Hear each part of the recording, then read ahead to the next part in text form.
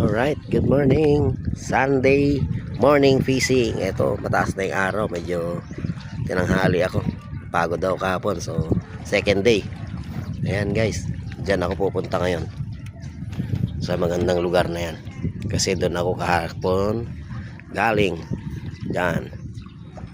Dyan at saka yun. Cottage. Dito pa rin tayo kasi marami isda guys. Ito service natin. Ayan, lalagyan natin ng isda.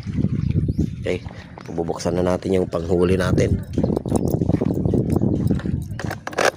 Tabukol to guys sa amin. Lambat or dala tawag sa mga iba-ibang lahi.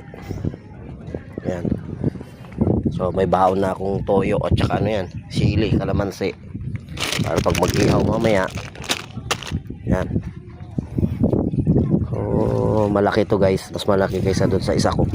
7 meters to. Yung isa ko noon 5 meters lang. Oh, haba. Tapos napakabigat, 3 kilo. Yeah. Nah, kita nyo, ang laki.